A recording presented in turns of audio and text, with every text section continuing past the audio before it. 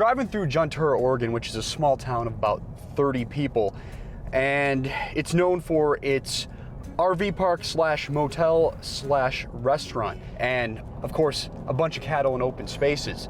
It's also home to the Women in Wildland Fire Boot Camp, which brings dozens of women and even some men together to learn more about wildland firefighting, and we're about to check it out. Southeastern Oregon is a prime spot for the boot camp. Oregon ranks third nationwide, only behind Idaho and California when it comes to average acres burned each year. It's dry, and the threat of fire seems to be on everyone's mind out here. The students are from all over the country. It's one of a handful of programs like this nationwide promoting wildland firefighting to women. What do you think the reputation of a wildland firefighter is by the general public? I think they think of like burly mountain men out there, but commercials and media, continue to exude that in our culture. And that's another reason why I do this camp, is because I want women to realize that this is definitely something that they can do. We're splitting everybody into groups. Come on, come on, come on. Cassandra has been running this week-long boot camp in connection with the Bureau of Land Management for more than 5 years. It's far from the vacation for the future firefighters. They rise before the sun and kick off their morning with some PT and a lot of classroom work. Be back in 5 minutes, and we're gonna get started on the day. Then they put their training to the test by simulating an active fire deployment. 2 or 3 per squad. Starting with a morning briefing about the conditions of the fire. Get to the rig, load them up, and we're gonna go. Then the group packs into the fire trucks and heads up into the mountains. I followed along on the hour-plus journey to Castle Rock, a place with all the ingredients fires love.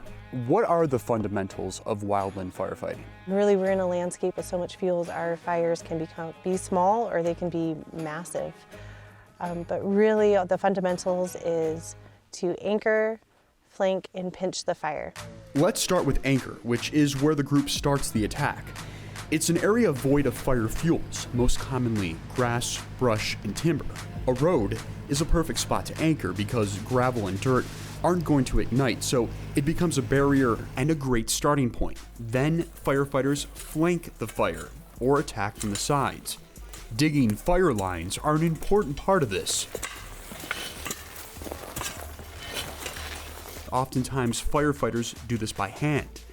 Firefighters use fire lines with water because it keeps the blaze from spreading on the ground and protects the hose from the fire. Once they reach the head of the blaze, they pinch the fire from all sides, helping to contain, control, and eventually fully extinguish it. I feel like a lot of people don't understand how genuinely difficult it can be to be a wildland firefighter. You'd be surprised how quickly things can change, how quickly a fire can go from being something small, it looks like you could step over, to being something that completely engulf you. That can happen really quickly, and that's something that I learned here. Is wildland firefighting a dangerous job?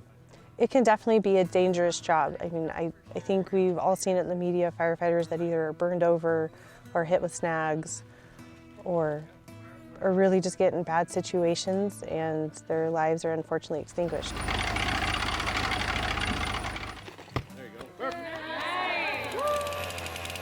However, with good training and good briefings, you can definitely limit that. My biggest message is I would love to see and pass the message along of that we should be a culture that lives with fire and not be scared of fire.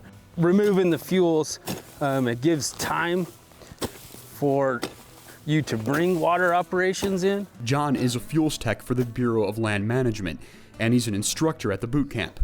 He says public education and prevention are important. However, he believes we need to fight fire with fire. Basically what we're trying to do is stay ahead of the fires that are going to get out of control. So by doing prescribed fire over the landscape, we can do it on our terms, under the right conditions, rather than being reactive. If we can do that, a lot of these fires won't be so devastating. I think a lot of the work needs to be done outside of fire season, all year round, to reestablish more natural ecosystems.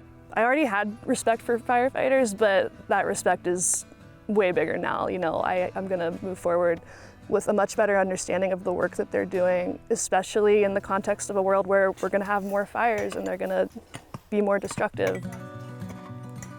Fortunately or unfortunately, our time has come to an end. The more women that I can get out there, the more that little kids can see other women firefighters and continue changing that culture in our world. We're all firefighters now.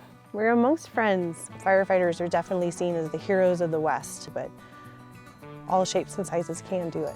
If the world was a perfect, wonderful place, this camp won't be needed in 10 years because we have so many women applying that we no longer need to reach out and recruit for it, that they know that it's here, that they know it's a job, and they're brave enough just to apply.